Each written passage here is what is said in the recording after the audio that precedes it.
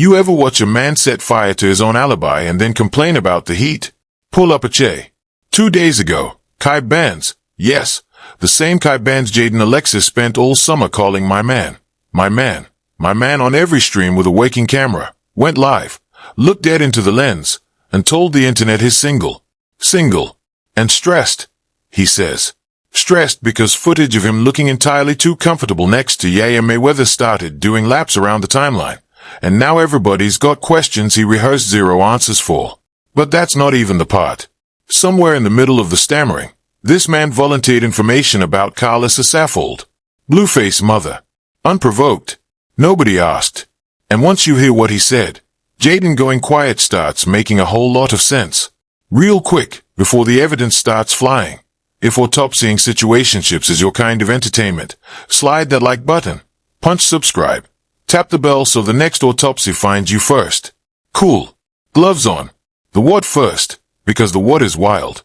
On August 3rd, Bandz used his own livestream Q&A to declare himself unattached, casually dating at most, and visibly rattled by the backlash to viral club footage featuring Yaya Mayweather. The who inside the frame, Jaidyn Alexis, who'd publicly claimed him for weeks, Karlissa Saffold, whose name he dropped midstream with a DM allegation, and hovering over all of it, Blueface, Jaidyn's ex, Karlissa's son, and the man who reportedly leaked an intimate tape of Jaidyn earlier this year with, allegedly, exactly this outcome in mind. The where, his own stream, clip within the hour and scattered across every blog page by nightfall. The which, that Q&A segment, the Yaya repost that preceded it, and a plate-making stream from weeks earlier that aged like a prophecy. That's the frame. Now we open the vault. But before we crack the vault, understand the stage this happened on, because the stage explains the performance. Bandz built his following the way most of this generation built theirs. Instagram lives that double as press conferences, TikTok clips that double as evidence lockers, and YouTube reposts that double as court transcripts. Every word on a stream is discoverable. Every side eye is a screenshot.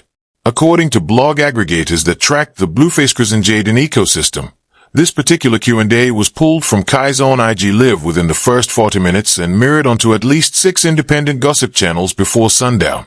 That's not a leak. That's distribution.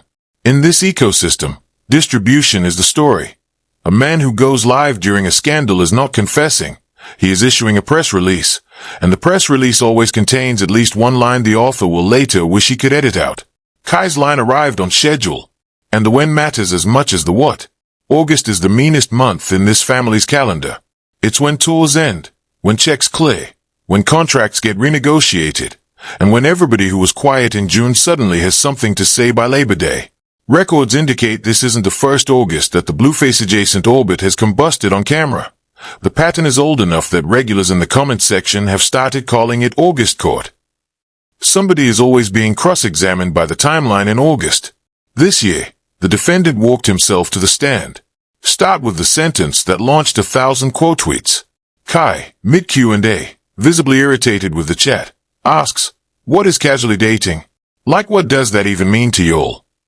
And then answers his own question. Here and there, when I'm in town. You know, I'm on the traveling tournament. Okay. A man asking the audience to define a relationship status he chose for himself. That's not a clarification. That's a man crowdsourcing an alibi. And look at the body language reportedly captured on the clip, reposted to the neighborhood talk mirror and quote tweeted into the ground within hours. He's not sitting still. He's rocking slightly, eyes cutting to the chat, tongue tapping the inside of his cheek between sentences. According to viewers who slowed the footage down frame by frame, he touches his face 6 times in 90 seconds. That's not the tell of a man defending a truth. That's the tell of a man rehearsing one in real time, live, while the audience takes notes. A defense attorney would have kicked over a chair watching that broadcast. The client just kept talking. Rewind a few weeks. Jaidyn streaming from her kitchen, Karlissa and Sam standing right there, and she lets this slip. Kai said I wasn't allowed to make plates anymore. Sam didn't hesitate. Go over there and make 3 plates. I'll make 3 plates. And Karlissa, lock this name in. It's coming back, declared on camera. He got to pass the probationary period before we give a care about what he say. Wild. Everybody laughed in that moment. In hindsight, that wasn't comedy. That was a woman marking a man's file in real time. And notice the choreography of that kitchen. 3 women, 1 counter, 1 camera. The plate rule wasn't dropped into a private group chat where it could quietly die. It was announced on a live stream that Jaidyn herself was hosting. Which means one of 2 things is true. Either she was airing him out because the rule bothered her more than she wanted to admit, or she was performing intimacy. Proof of a boyfriend so real he could veto kitchen policy from another city. Both readings collapse into the same conclusion. She was building public equity in a relationship the other party never actually signed. In real estate they call that improving property you don't own. In these streets, they call it my man, my man, my man. Third entry. And this is where the stream stopped being about Jaidyn at all. Kai. Completely unprompted. Karlissa was in my DM banging my line to be on a love show with Jaidyn. That's what y'all don't even know. Then he got louder. So who was trying to use who for clout? Y'all was trying to use me. I had to run that back twice. The mother of Blueface, allegedly pitching a dating show in this man's inbox, and has been sitting on that receipt like a savings bond, waiting for the exact moment he needed a human shield. And think about the storage of that grievance. If Karlissa allegedly slid into his DMs about a love show concept, and to be crystal clear, this is his claim, unverified by any screenshot she has confirmed, that message did not arrive on August 3rd. That message, per Kai's own framing, arrived weeks earlier, which means for weeks he held on to it, quiet, patient, while accepting every benefit of the my man narrative that same DM was allegedly helping to engineer. A man who holds a receipt that long is not a victim of clout. He is a co-author of it, waiting for the right chapter to publish. Court filings don't come into this. Nothing about a DM pitch is illegal. But in the court of the timeline, that kind of premeditation is its own verdict. On Jaidyn herself, he kept it polite. Technically, she ain't said nothing bad about me and I ain't say nothing bad about her. I don't got nothing bad to say about her. Listen to the temperature of that. That's not how a man talks about a woman he's courting. That's how you talk about a former co-worker at a job you quietly hated. Break that sentence down clinically. 3 negatives. No positives. No adjectives about her at all. No, she's a good person. No, she deserves better. No, she's talented. No, I still care about her. Just the linguistic equivalent of a hospital corridor. Clean, empty, and slightly cold. Communications analysts who study public breakups on stream have a name for this register. They call it post-liability grammar. It's the tone people adopt when they've already been advised, by managers, by lawyers, by their own paranoia, that anything warm will be used to reinstate a title, and anything cruel will be used to sue for defamation. So they go beige. Kai went beige on national timeline television, and beige is the color of a man who has already left the relationship in his head and is now merely negotiating the exit. And then the self-diagnosis, delivered with a straight face. I'm stressed out, bro. I woke up this morning. I said, what is going on? I'm scratching my head. I'm stressed out. Say, you went to the club. You went to the club. Stressed. From consequences. Which, historically, is not stress. That's called accountability. And it hits stress adjacent for anyone who's spent their whole run avoiding it. The tell here is the scratching my head line, because that's the universal body language shorthand for confusion. And this man was not confused. He knew exactly what he did. He knew exactly which club, exactly which cousin, exactly which groceries. The performance of confusion is itself a strategy. If you can convince the audience you don't understand what happened, they'll spend their energy explaining it to you instead of holding you responsible for it. According to media coaches who train reality TV personalities to handle exactly this kind of moment, playing dumb on camera is lesson 1. Kai clearly took the course. He just failed the final. Now lay it flat, because the order matters more than any single moment. Earlier this summer, the soft launch was loud. Kai draping his chain around Jaidyn's neck mid-performance while rapping the words, that ain't yo be asterisk TCH no more directly into her face. Fans took it as a confirmation tour. And honestly, who could blame them? Flowers followed. Then the 2 of them sitting side by side on back on Fig, framed as the truth about Blueface and new music. Doing the full press couple routine without ever saying the word couple back on Fig. And look at the sequencing of those flowers, because in this economy flowers are never just flowers. They're a receipt. They're bouquet-shaped press release time to a specific narrative beat. Reports from fan pages tracking Jaidyn's grid put the bouquet post within 72 hours of the chain moment, which means the visual campaign was moving on a schedule. Chain, then flowers, then joint interview, then plate stream. That's not a courtship. That's a rollout.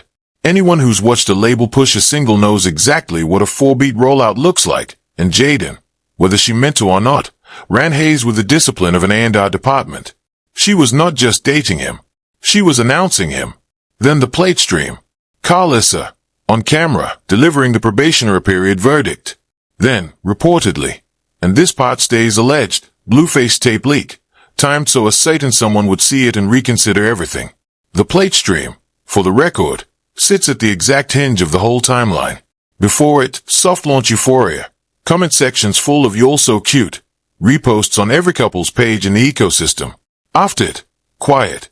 Notice how the joint content dries up almost immediately after Karlissa's probationary line.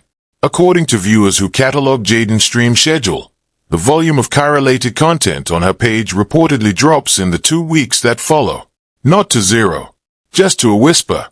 A whisper is what happens when somebody in the room says something that everybody hears and nobody wants to repeat. Karlissa said it, and the room heard. Then the pivot. Yaya posts Kai's name to her story with the caption "New Friend." Days later, the club footage surfaces, cozy, comfortable, chemistry loud enough that the timeline immediately started comparing it to every kind Jaidyn stream ever clipped. Jaidyn responded on her own stream, the one that got reposted everywhere under the banner of her sharing him. And within days of that, the single and stress broadcast. And that phrase, "new friend," deserves its own footnote, because in this culture new friend is never new and rarely friend. It is a coded soft launch, borrowed from a decade of celebrity Instagram grammar, engineered to be deniable in a breakup interview and confirmable in a group chat. Reports from Hot New Hip Hop framed it as an intentional signal aimed at exactly the audience it reached, Jaidyn's fans, Blueface mother, and Kai's own inbox. In Instagram story taxonomy, new friend is what people post when they want the timeline to do the work of confirmation for them. The timeline obliged, on schedule, within hours. Actually, hold on. Back up. Look at the spacing on this. The My Man campaign ran for weeks while his private definition of the situation was apparently here and there when I'm in town. 2 people reading from different scripts, but only one of them was reading out loud. And notice when the Karlissa DM dropped, not during the Jaidyn questions. During the clout questions. The moment the comments accused him of using her, he produced a counter-receipt. That wasn't a confession. That was a countersuit, filed in the court of the timeline, on a schedule. Timing is never random in this family. It's just rarely announced. And here's the retention loop worth planting right in the middle of the flat. If Kai was already holding the Karlissa DM as a countersuit, what else is he holding? Because a man who deploys one receipt on camera has almost always got 3 more in a folder on his phone. We'll come back to that folder in a minute. Keep it in the back of your head. It matters. Zoom out 1 full click and look at the year itself, not just the summer. This whole arc doesn't start with a chain in July. It starts with the tape earlier this year, allegedly. And it starts with everything that made the tape possible in the years before that. Records show Blueface and Jaidyn's public relationship has been running on a loop of makeup, breakup, court date, custody update, and content flare-up long enough that the cycle has its own liturgy. Kai walked into a house that had been on fire for years and was surprised when smoke got in his clothes. He's not the arsonist. He's not even the accelerant.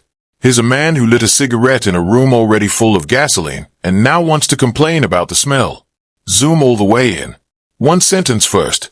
Kai said I wasn't allowed to make plates anymore. Not I didn't feel like cooking. Not we ordered food. A rule.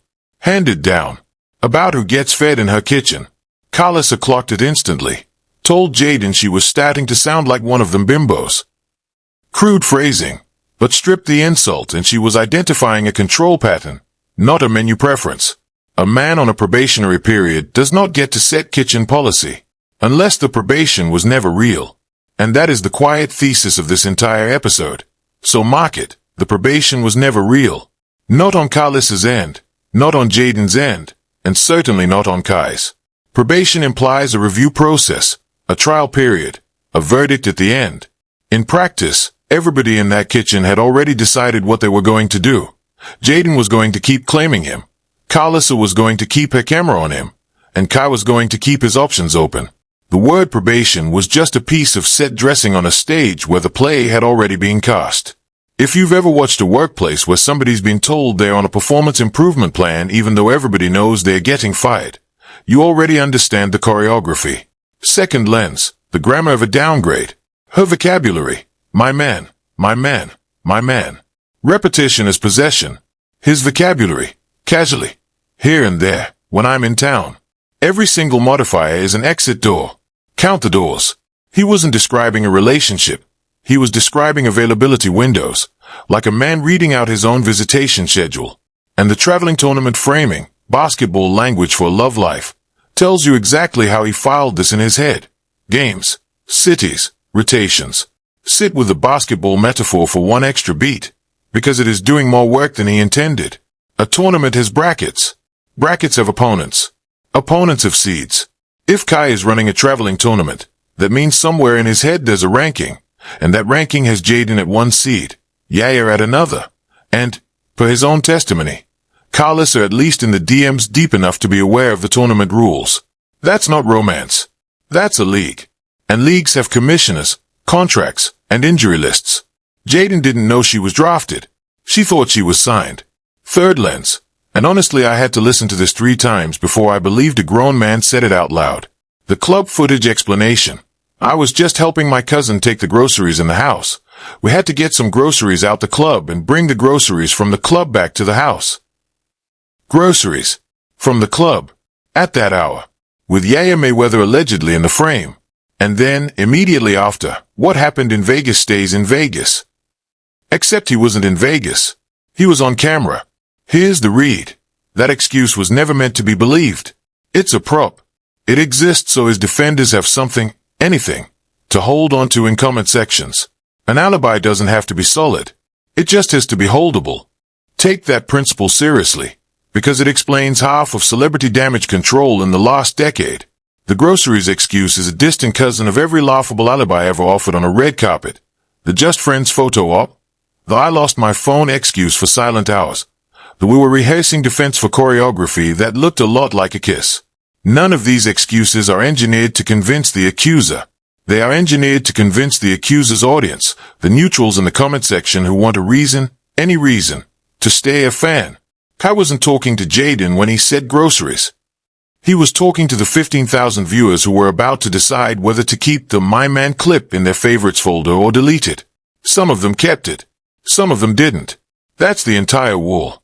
And a fourth lens the culture keeps skipping, the silence on Jaidyn's side. Silence in this ecosystem is never absence. Silence is a stance. Silence in the days between the club footage and Kai's stream is Jaidyn choosing to let the story tell itself instead of forcing a narrative that could be contradicted. If she posts a heartbreak caption, she looks weak. If she posts a savage caption, she looks pressed. If she posts nothing, she looks like a woman who's already seen this movie and knows how it ends. According to communication strategists who work with celebrity clients, the strategic silence window is usually 72 hours, long enough to look composed, short enough to still be able to comment. Jaidyn hit the window almost exactly, which is another way of saying, she's better at this than she gets credit for. Now watch how the story got carried, because the framing choices are their own confession. The shade room ran it through Karlissa. She stepped in with words for Jaidyn after the Yaya link-up. Messy elder energy.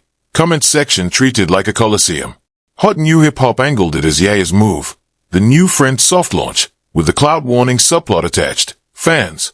And reportedly Blueface's own mother. Accusing Kai of using Jaidyn and warning Yaya she might be next. Karlissa herself has since claimed she warned Jaidyn this was coming. Notice the pattern. Every outlet cast a woman as the protagonist. Jaidyn the embarrassed one. Yaya the new one. Karlissa the loud one. Meanwhile Kai, the actual variable in the equation, skates through every headline as scenery. And that framing choice is not accidental. According to media analysts who track hip-hop gossip cycles, women trend harder than men in these stories at a rate industry data suggests is roughly 2 to 1.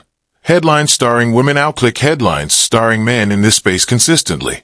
Which means every outlet that picked a woman as the lead was making a business decision, not a moral one. Kai gets to hide inside that math. He is not the protagonist because it is more profitable.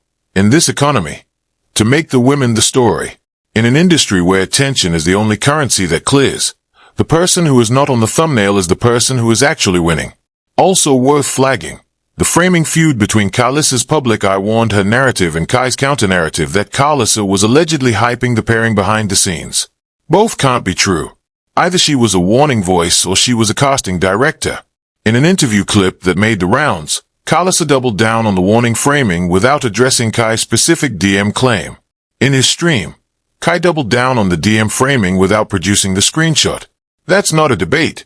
That's a Mexican standoff conducted through Instagram Lives. And the only way it breaks is if one of them shows a phone. Records indicate neither has, as of this recording. Now, the loudest counter-narrative. And let's be fair to it for one full beat. Kai never confirmed anything. The internet assigned him a girlfriend and is now furious he didn't act like one. That's not nothing. A man is allowed to date casually. But the defense dies the second you check his own highlight reel. Nobody forced the chain moment. Nobody forced the flowers, the joint interviews, the weeks of letting my man trend uncorrected. The benefits of the title were never refused, only the responsibilities got retained, and only after the club footage made the tab due. You don't get to cash the soft launch checks and then act confused about the currency. The traveling tournament apparently had a home game schedule he just never shared with the home team. And this is where the pattern recognition kicks in, because this exact play has run before. Rappers who let a partner do the claiming for weeks, cash the couple content dividends, then plead casual when the timeline gets awkward.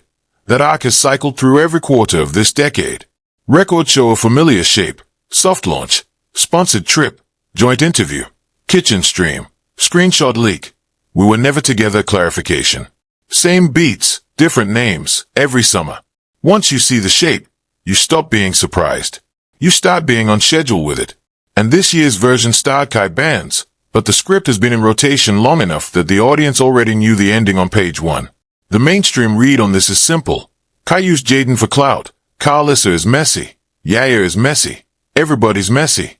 Next story. That's the version you can get anywhere. But run the ledger instead of the footage, and a different picture crawls out. Nobody in this story got used. Everybody extended credit. And now everybody's disputing the bill. Look at the whole board. Karlissa allegedly sliding into a 22-year-old's DMs to pitch a love show. That's not a protective elder. That's a producer who saw two names that could trend on one thumbnail. Jaidyn's My Man campaign ran on every stream for weeks. Affection, sure. But also branding. Because Plate's discourse and situationship content is an economy and she knows her numbers. Kai wore the title while it clipped well and returned at the moment the interest rate spiked. And Blueface, allegedly leaking a tape to devalue his ex's next relationship, ran the oldest play in his book, and it still didn't stick. Because listen to Kai's actual exit line. It wasn't about any tape. It was "you was trying to use me." That's the tell. The Karlissa snitch wasn't clearing his name. It was repricing the debt. The subtext of waving that DM around is "you owe me silence, because I know what your inbox looks like." He didn't expose her by accident.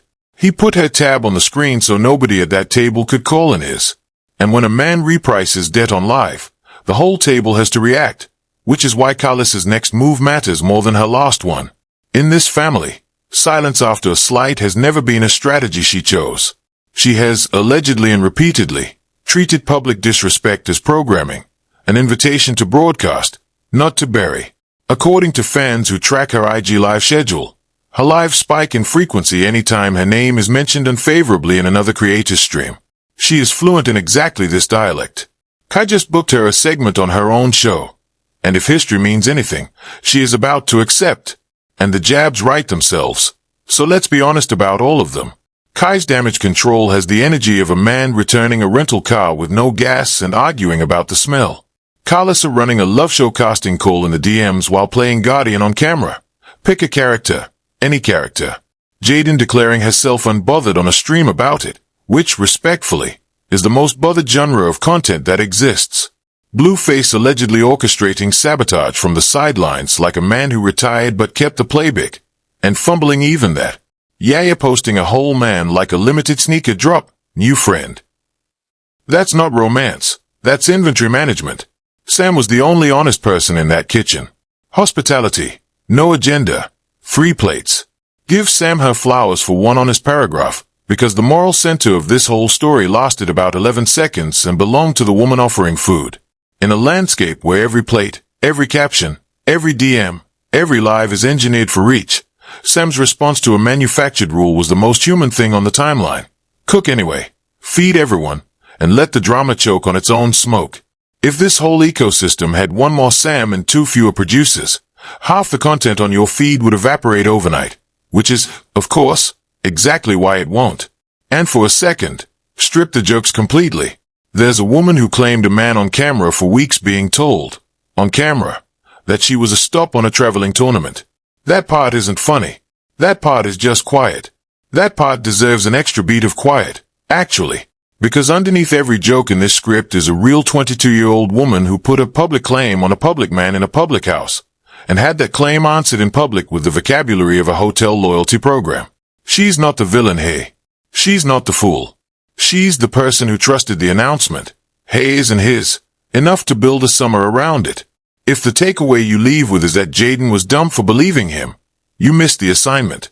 The assignment is, watch what people do, not just what they let you say about them. That lesson costs. She just paid it. Everyone eventually does. Anyway, in this family, love isn't a feeling. It's a line item. And somebody always audits in August. So where does the tape roll from, hey? 3 roads, no labels. Watch how the next 2 weeks play out, because the most likely path is the quietest one. Kai leans into the Yaya soft launch, a story post here, another club appearance there, maybe a record with her name buried in an ad-lib so he can deny it with a smike. Jaidyn answers with content, not statements, an unbothered stream, a girls' night clip, and if she's smart, a song. Because this universe already watched Chris in rock spin heartbreak into an entire career, and the template is sitting right there. And here's Kai's failure waiting on this road. His stream numbers spike this week and crater the moment the drama stops feeding them. Outrage was the product, and the product just shipped. And the numbers will be brutal to watch, if you know where to look. According to third-party analytics dashboards that track livestream concurrent viewers across the Blueface adjacent creator pool, spikes tied to drama cycles historically fade within 9 to 14 days, dropping to roughly a fraction of peak by day 30. Kai's baseline before this week reportedly sat well below his peak, meaning when the drama tax finishes being collected, he doesn't go back to average. He goes back to below average, because the audience he attracted in the last week wasn't there for the music. They were there for the trial. Trials end. Fans stay only if the person on the stand had something else to offer. And the something else is what Kai has never been forced to prove. But don't be shocked when the table flips, because Karlissa Saffold has never once absorbed an accusation quietly, and being outed as a DM casting director is exactly the kind of slight she treats as programming. Expect her own receipts, screenshots, timestamps, maybe the full pitch read out loud on a live, and suddenly Kai is fighting a two-front war against a woman who raised Blueface. Conflict is her native language and she is fluent in front of a camera. And once Blueface himself catches wind, from whatever live, whatever phone call, expect a rant or a verse that drags Kai's name into a spotlight his music alone was never going to reach. That's the table flip road. And Kai loses it the same way. He picked a fight with the family that manufactures storylines for a living, armed with exactly one DM. And there's a third road nobody's talking about yet. So let's talk about it here.